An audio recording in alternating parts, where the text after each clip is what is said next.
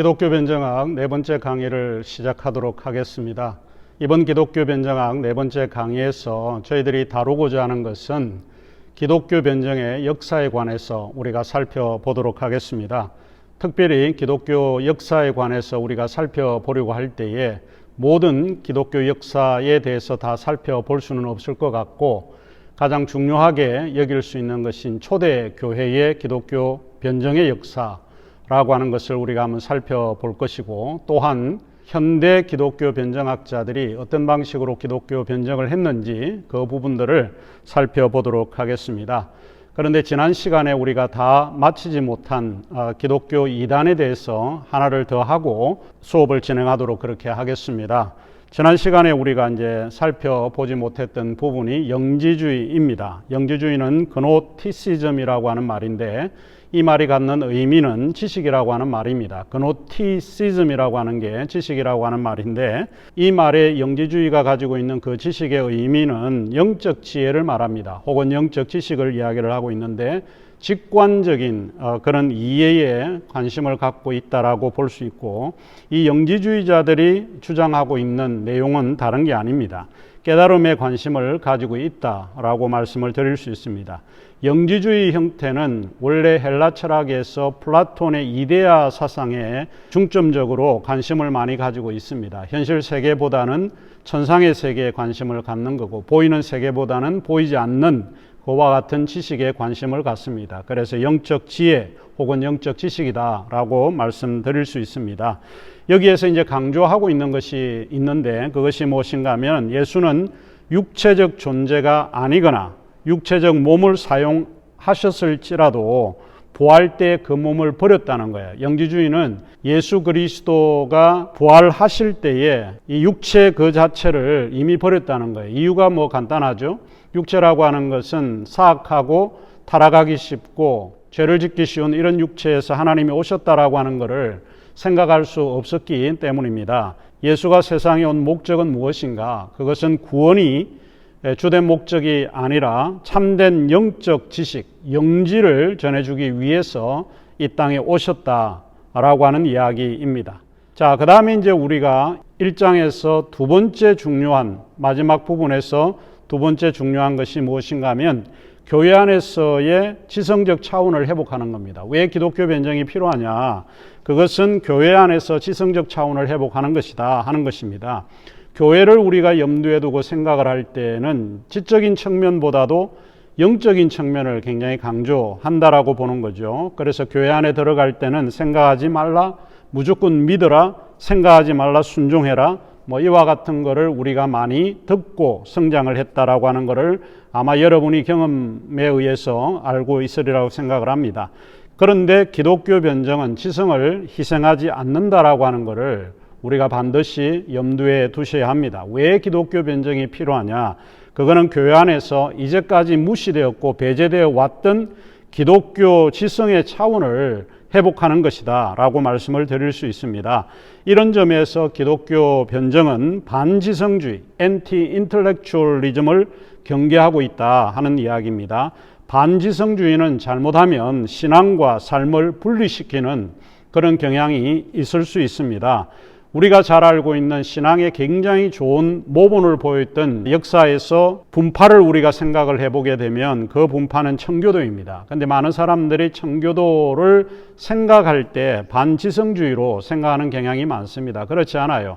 이 청교도 사람들이 미국으로 특별히 건너왔을 때에 메이플라워 배를 타고 미국에 건너온 그때부터 시작을 해서 1차 청교도, 2차 청교도 이런 거를 잘 보면 거기에 리더들이 어떤 사람들이었나, 그런 사람들이 대부분 옥스퍼드 대학을 졸업했거나 캠브리지 대학의 신학부를 졸업한 사람들입니다.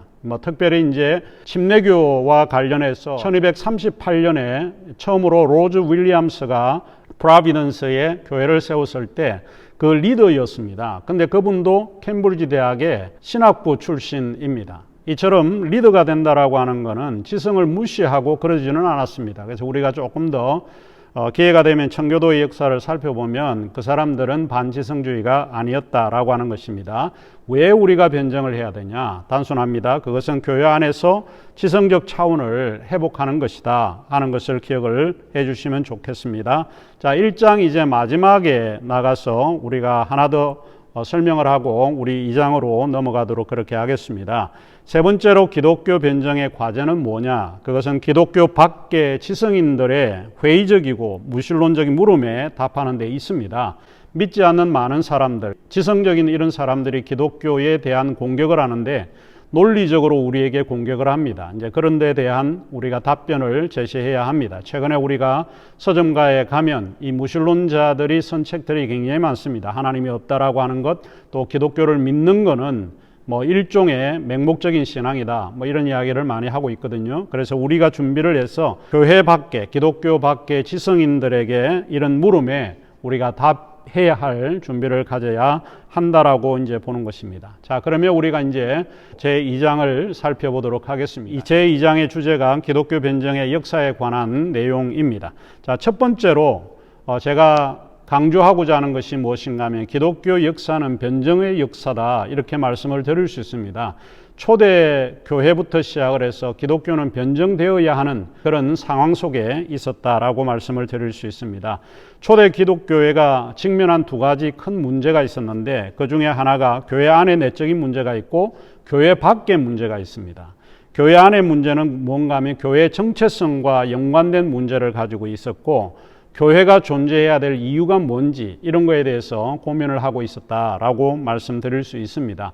특별히 예수 그리스도가 돌아가시고 난 이후에 부활하신 그 예수 그리스도에 대한 메시지가 초대교회는 많이 울려 퍼졌는데, 예수 그리스도에 대한 정체성뿐만 아니라 예수 그리스도를 따르는 사람들의 정체성을 정립하는 것이 상당히 필요했다라고 하는 이야기입니다.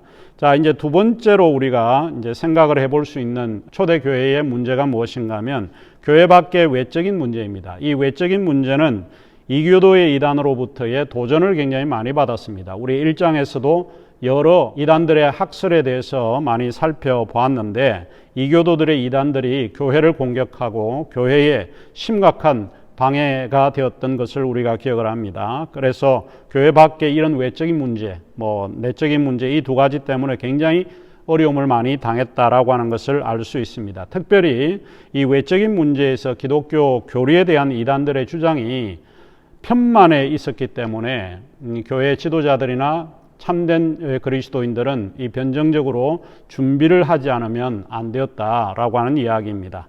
자, 그 다음에 이제 우리가 생각을 해볼 수 있는 것은 초대교회의 박해와 순교의 초기 기독교에 대해서 좀 살펴보도록 하겠습니다. 우리 교재 2장이 되겠습니다. 디펜시오 크리스티아누스 2장을 열어주시고 함께 읽어주시면 좋을 것 같습니다.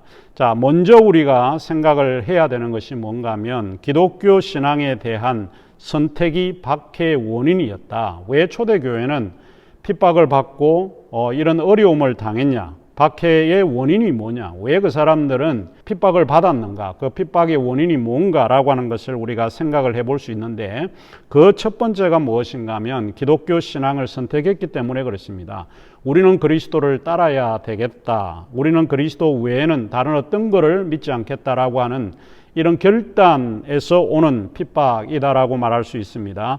신앙의 자유와 양심의 신성한 권리라고 하는 게 당시에는 없었던 것 같습니다. 그런데 우리는 이 신앙의 자유와 양심의 신성한 권리에 따라서 예수 그리스도를 따르겠다라고 하는 이런 결심을 함으로써 나타나는 것이 바로 박해가 생겨났다라고 하는 이야기이죠. 베드로전서 4장 16절에 보면 이런 이야기가 나옵니다. 만일 그리스도인으로 고난을 받은 적, 여기 영어에 보면 if anyone suffers as a Christian 이라고 되어 있습니다. 그럴 때에 부끄러워 말고 도리어 그 이름으로 하나님께 영광을 돌려라. 자, 우리가 박해 원인이 이제 첫 번째로 기독교 신앙에 대한 선택 때문에 박해를 받았다라고 하는 것이 이제 첫 번째 이야기고요. 이제 두 번째가 뭔가 하면 기독교에 대한 혐의가 무엇인가? 그것은 무신론과 무정부주의라고 생각을 했던 것 같아요. 당시에 기독교인들을 바라보게 될 때에 많은 사람들이 저 사람들은 무신론이다. 왜냐하면 로마에서 지정되어 있는 우상 숭배나 그런 신상에 대해서 경배하지 않았기 때문에 이제 오는 이야기라고 볼 수 있는 것이죠. 그래서 이 무신론에 대한 오해를 받았고, 또한 무정부주의, 정부에 대해서 요구하는 거에 반박하고 따르지 않았기 때문에 오는 이런 것 때문에 무정부주의라고 오해를 받았던 것 같습니다. 이런 내용들을 보면 사도행전 17장 5절에서 7절에 설명을 하고 있는데, 제가 읽어드리면 이렇습니다. 그러나 유대인들은 시기하여 저자의 어떤 불량한 사람들을 데리고 떼를 지어, 그러니까 그리스도인들이 이제 모이기를 힘쓰니까 함께 몰려 다녔다라고 이제 본 거죠. 떼를 지어 성을 소동하게 하여 야손의 집에 침입하여 그들을 백성에게 끌어내려고 찾았으나 발견하지 못하며 야손과 및 형제들을 끌고 업장들 앞에 가서 소리질러 이르되, 천하를 어지럽게 하던 이 사람들이 여기도 이름에 야손이 그들을 맞아 들였도다. 이 사람들이 다 가이사의 명을 거역하여, 그러니까 우리가 하나님 외에는 어떤 신도 경배할 수가 없습니다. 인간들이 숭배하는 그 신조차도 우리가 숭배할 수 없기 때문에 가이사의 명을 어길 수밖에 없었다 하는 이야기입니다. 가이사의 명을 거역하여 말하되 다른 임금 곧 예수라는 이가 있다 하더이다 하니, 그러니까 결국은 예수 그리스도를 따라야 하고 예수 그리스도를 믿어야 하는 이런 입장이기 때문에 결국은 많은 그 로마인들이나 그 초대교회 사람들에 의해서 오해를 받은 게 무신론자 아니면 무정부주의자 이렇게 자가 아닐까라고 이렇게 오해를 받았다라고 말씀을 드릴 수 있습니다. 세 번째 기독교 박해 원인이 사교적 모임에 대한 오해가 있었던 것 같습니다. 이 기독교의 박해 원인이 사교적인 모임이라고 이야기를 할 때 우리가 예배의 형식을 이야기를 합니다. 예배를 위해서 우리가 모이게 될 때에 많은 사람들이 서로 떡을 떼기도 하고 피와 살을 먹는 것으로 오해를 했습니다. 포도주를 주고 서로 마시고 이것은 예수의 몸이고 이것은 예수의 피다라고 이야기를 하니까 마치 이것이 식인 관습을 행하는 것처럼 오해를 받을 수 있었습니다. 그러니까 초대교회는 기독교인이 된다라고 하는 것은 식인 관습을 행하는 그런 무리였다, 이렇게 오해를 받을 수 있었죠. 우리는 서로 형제 자매라고 하는 호칭을 붙입니다. 아무나 만나도 형제여 자매여 라고 이야기를 하니까 아마 외부에 있는 사람들이 생각을 할 때는 기독교는 상당히 난잡한 성적 파티 이런 것을 늘 벌이는 걸로 아마 오해를 하지 않았을까, 이런 생각을 해보게 됩니다. 그런데 이제 초대교회에 우리가 한번 생각해 볼 수 있는 것은 초대교회 그리스도인의 삶을 보면 기독교 변정이라고 하는 게 굉장히 중요했다라고 하는 것을 알 수 있습니다. 변정이 효과적인 이유가 뭐냐? 그것은 조금 있다가도 이야기를 하게 되겠지만 다름이 아니라 윤리적이고 도덕적인 삶이었다는 거예요.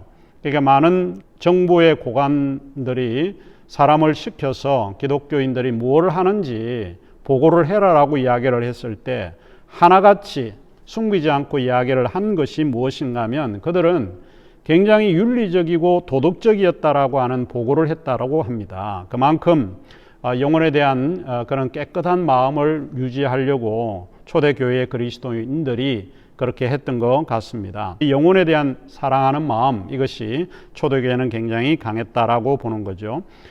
우리 기독교인들은 사랑의 마음이 굉장히 큽니다. 사실 오늘날 우리가 조금 다른 상황이긴 하지만 그래도 여전히 기독교인들은 영혼에 대한 사랑하는 마음이 다른 사람들보다는 크지 않을까 생각을 합니다.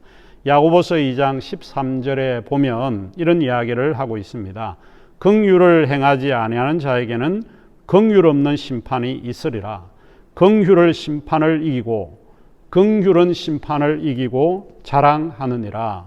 제가 이제 마지막 요 문장, 후반부 문장을 좀 좋아하는데 긍휼은 심판을 이기고 자랑하느니라. 한국 성경에는 그렇게 표현을 되어 있지만 NIV 성경에는 뭐라고 표현이 되어 있는가 하면 Mercy triumphs over judgment예요. 그러니까 긍휼이라고 하는 것이 judgment, 판단보다 triumphs, 그 판단을 이긴다라고 하는 이야기입니다. 그러니까 긍휼이 판단을 이긴다. 뭐 여기에서는 심판이라고 그러는데 저지먼트를 이긴다. 이게 제일 중요한 거는 사랑이죠. 사랑은 모든 것을 이길 수 있습니다. 사랑이라고 하는 것은 적이 없습니다. 이 기독교인이 가지고 있는 최고의 실천이 사랑의 실천이 아닐까 생각을 합니다. 우리 고린도전서 13장 8절에도 중요한 구절을 이야기를 하고 있는데 사랑은 언제까지나 떨어지지 아니하되 라고 이야기를 했죠. NIV 성경에는 Love never fails. 사랑은 결코 실패하지 않는다. 떨어지지 않는다라고 이야기했는데 사랑은 결코 실패하지 않습니다. 그러니까 기독교인들이 왜 이 기독교 변정이 성공적으로 하냐? 그건 영혼에 대한 사랑하는 마음이에요. 그렇다고 해서 우리가 도덕적으로 옳지 않게 행하는 것이 아닙니다. 우리는 비도덕적으로 행하지 않는 사람들이었기 때문에 많은 사람들에게 영향력을 행사하지 않았을까? 이것이 바로 초대교회가 가지고 있는 모습이라고 볼 수 있습니다. 자, 그러면 이제 우리가 기독교 변정의 역사에서 교부 신학자들이 가장 많이 기독교를 변론을 했습니다. 기독교가 진리고 참된 기독교가 어떻게 변정되어야 되는가라고 하는 것을 이야기를 했는데 가장 먼저 우리가 언급을 해야 될 사람이 순교자 저스틴입니다. 순교자 저스틴, 왼쪽에 보이는 사람이 나오는데 이제 순교자 저스틴은 원래 라틴어 음력으로 이야기를 하면 플라비우스 유스티누스입니다. 그 JSTIN인데 J라고 하는 게 라틴어에는 무음입니다. 발음이 나오지 않쳐서 그 다음 단어의 의미를 가지고 음력을 만들어내는 거거든요. 그래서 유스티누스라고 이제 해야 되는데 많은 사람들에게 알려져 있는 게 저스틴이라고 알려져 있기 때문에 그냥 제가 저스틴이라고 말을 합니다. 원래 유스티누스라고 해야 옳은 음력이 되는 것입니다. 이분은 이제 철학자와 순교자라고 불릴 정도로 철학에도 능한 사람입니다. 그럼에도 신앙에 대한 열정이 어느 누구보다 앞서 있던 사람이라고 볼 수 있죠. 로마 집정관 루스티커스 박해 때에 순교를 당했던 분이신데 이 시기를 우리가 역사에서 좀 살펴보면 핍박이 가장 심할 때입니다. 그러니까 이 기독교인이라고 사람들에게 이야기할 수 없을 정도의 핍박이 심했던 때인데 가장 핍박이 심할 그때에 이 저스틴은 기독교 변정가로 활동을 했다 하는 이야기입니다. 자, 1세기 말 혹은 2세기 초에 네아폴리스에서 출생을 한 사람이 저스틴인데 성년 초기에 그가 기독교로 개종이 되고 기독교를 받아들이게 되는 것입니다. 그 이후 줄곧 교부로서 활동을 한 후에 그가 쓴 책들을 보면 되도록이면 변정론입니다. 제1 첫 번째 기독교 변정론, 두 번째 변정론, 이와 같이 변정론에 대한 내용들이 굉장히 많습니다. 자, 이분이 이제 그런 이야기를 합니다. 필립 샤프가 이분에 대한 이야기를 할 때에 이렇게 언급한 것을 제가 인용을 했습니다. 이 인용은 우리 교재에 제가 인용을 했으니까 여러분이 한번 읽어보시면 될 것 같은데 제가 한번 읽어드리도록 하겠습니다. 진리를 가장 큰 재산으로 여겨 갈구한 그는 철학 체계들을 두루 섭렵하면서 옛 사람들의 지혜의 문은 다 두드렸다는 거예요. 그러니까 이제 모든 철학에 대해서 섭렵을 하려고 노력을 했던 사람이 저스틴입니다. 다만 에피쿠로스주의는 경멸했기 때문에 관심을 갖지 않았습니다. 왜냐하면 스토아 학파를 좀 좋아했기 때문에 스토아 학파와 에피쿠로스 학파는 완전히 정반대거든요. 에피쿠로스 학파는 쾌락이라고 하는 것, 쾌락이라고 하는 것은 성적인 그런 쾌락이 아니라 인간이 추구하는 행복, 이런 거를 좀 갈구했는데, 그런데 이제 스토아 학파는 절제예요, 절제. 금욕을 하는 것이 그냥 굶어 죽는다라고 하는 게 아니라 내 삶에 불필요한 거는 다 제거해 주는 거죠. 불필요한 것들은 버리는 거. 이게 쉽지는 않습니다. 그런데 그 스토아 학파를 좋아했기 때문에 아마 에피쿠로스주의를 경멸하지 않았을까, 그냥 제가 추측을 해보는 것입니다. 그는 스토아 철학자를 찾아가서나 그가 신에 대한 지식을 불가능하거나 불필요하다고 간주하는 일종의 무신론자임을 발견하게 됩니다. 그래도 스토아 철학자들과도 대화를 하다가 결국은 이제 떠나게 되는 거죠. 그는 지구한 진리를 깨닫기 위해서 먼저 음악과 천문학과 기하학에 관해 지나치게 많은 예비 지식을 요구를 했습니다. 그러니까 일단 교회 안에서 훌륭한 그리스도인이 되려고 하면 이런 예비 지식, 철학이라든지 뭐 여러 음악이라든지 천문학이든지 다양한 어떤 학문들을 섭렵해야 된다고 이제 생각을 한 거죠. 그래서 이제 그에게 붙는 게 철학자와 순교자, 이 두 가지가 잘 어울리는 그런 교부 신학자였습니다. 자, 이제 우리가 두 번째 사람을 좀 살펴보아야 할 텐데요.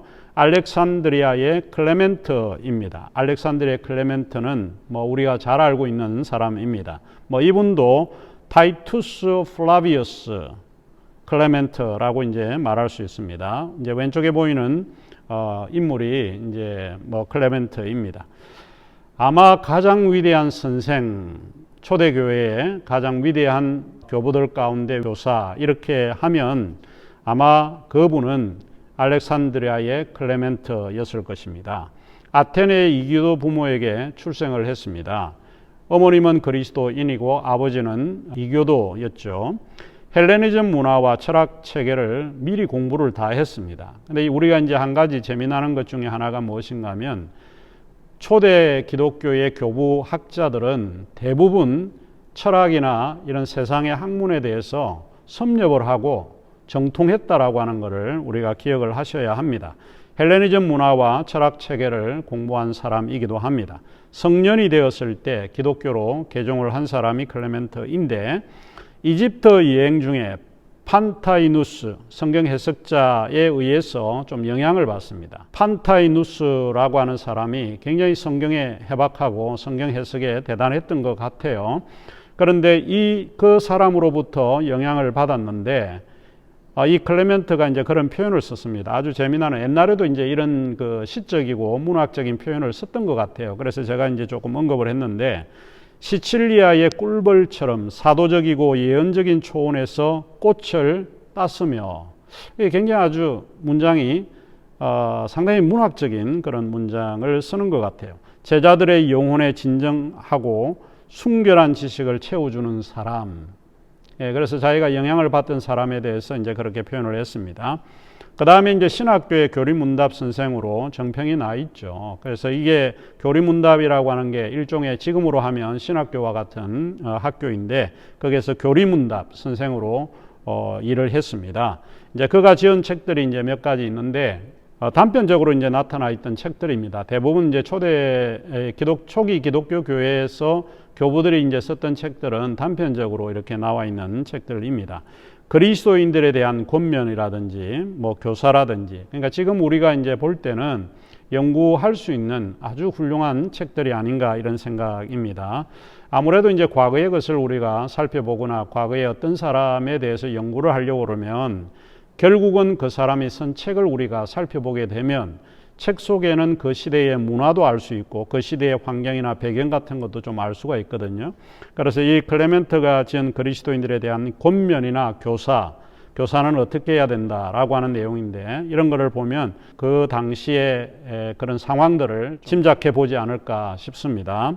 기독교의 진리를 교육하는 일에 전념했습니다. 간단하게 이야기하자면 알렉산드리아 클레멘트는 교육자로 우리가 정평이 나 있다 생각하시면 될 것 같습니다. 자, 그 다음에 이제 우리가 세 번째에 이제 교부 학자가 나오는데, 그 학자가 오리겐입니다. 라틴어 표현으로 우리가 이야기를 할 때는 오리기네스라고 이야기를 합니다. 얼굴 보이기는 굉장히 아주 노숙자처럼 이렇게 보이기는 하는데 굉장히 뛰어난 지성인이기도 합니다. 오리겐은 북아프리카의 알렉산드리아에서 그리스도인의 가정에서 출생을 했습니다. 이제 교부 학자들이 대부분 청년이나 성인이 되어서 개종하는 데 반해서 오리겐은 어릴 때부터 기독교 가정에서 성장을 했죠. 오늘날 용어로 이야기를 하면 모태신앙이라고 말을 할 수 있습니다. 상당히 건면하고 순결하고 자기 일에 대해서 책임이 강한 그런 사람이고, 또 자기 소신이 분명합니다. 내가 이것이 옳다라고 하면 절대 굽히지 않는 그와 같은 교부였죠. 그래서 그에게 이제 붙는 별명이 하나가 뭔가 하면 아다만티우스라고 하는 별명을 얻습니다. 아다만티우스라고 하는 이 의미는 강철 같은 사람, 이제 상당히 이제 강철 같은 심지가 굳은 그런 류의 교부였습니다. 클레멘트에게서 교육을 좀 받았던 사람인데 클레멘트의 뒤를 이어서 교리문답의 제2대 교장이 됩니다. 그런데 이제 이분이 성경을 굉장히 사랑하고 성경을 교회 안에서도 가르치게 되고 또 특별히 이제 여성 성도들에게 이 성경을 가르쳤던 뭐 이런 거를 많이 했는데 많은 사람들에게 이제 오해를 받을 수 있잖아요. 여성들과 함께 성경을 가르치고 그러면 이 스캔들이 날 수도 있고 그러는데 이제 그런 오해를 피하기 위해서 얼마만큼 자기가 강직한가 하면 스스로 고자가 되었다라고 말하고 있습니다. 이만큼 남들에게 그리스도인으로서 본을 보여야 되겠다라고 하는 게 굉장히 아주 강했던 그런 사람이기도 했습니다. 그 당시에 이 교회 밖의 이단들과 많이 논쟁을 했던 그런 교부학자입니다. 기독교 전기 작가인 유세비우스가 이제 이분에 대해서 이렇게 표현을 했습니다. 제가 한번 읽어드리도록 그렇게 하겠습니다.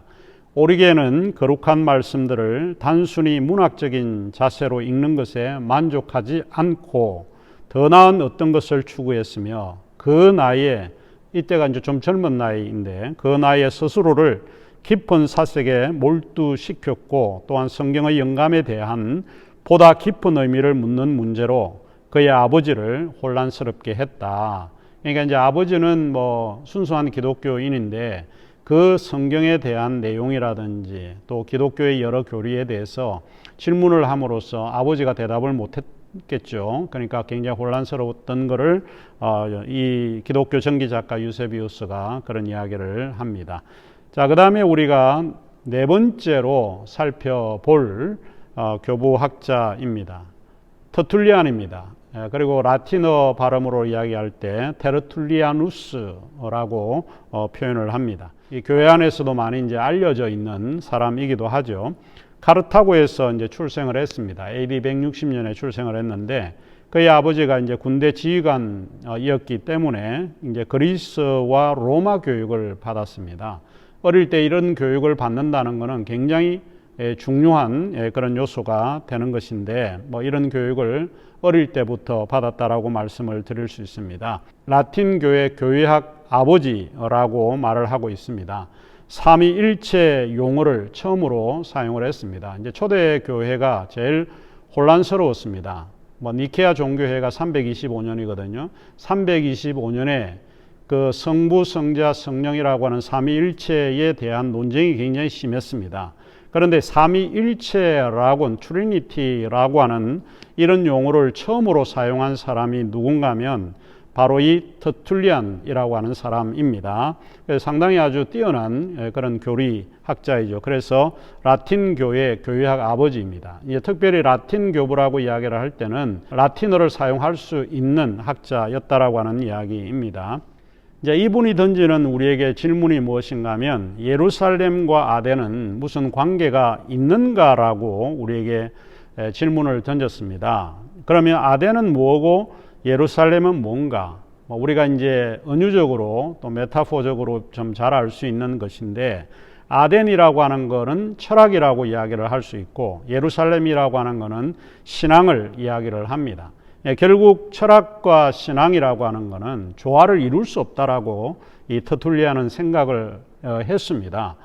결국 우리가 교회 신앙생활을 할 때는 철학이라는 요소가 아무런 소용이 없다는 거예요. 백해무익한 것이다라고 단정을 지어버리고 맙니다. 그러니까 철학과 신앙이라고 하는 거를 완전히 이제 분리시키는데 마치 물과 기름의 관계라고 이야기를 하고 있습니다.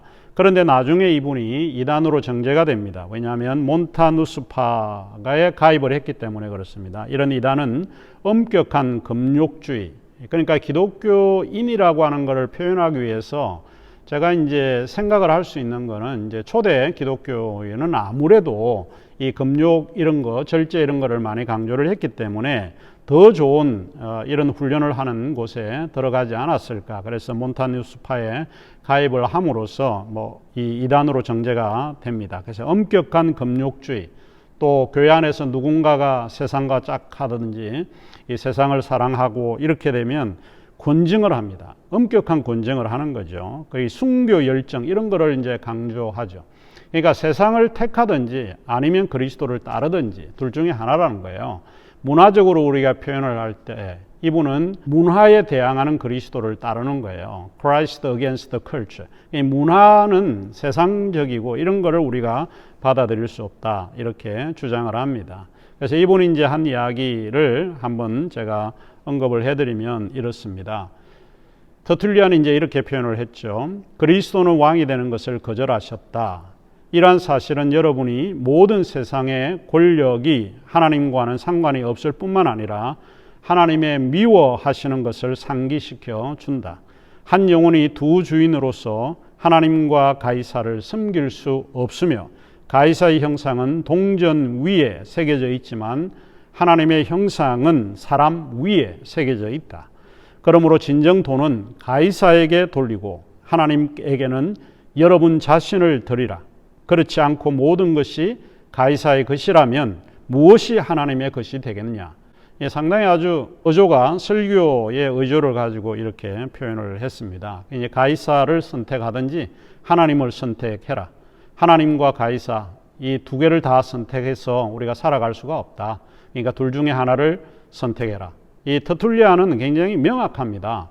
하나님 아니면 세상이야. 세상이 아니면 하나님이니까 둘 중에 하나만 선택하면 좋겠다.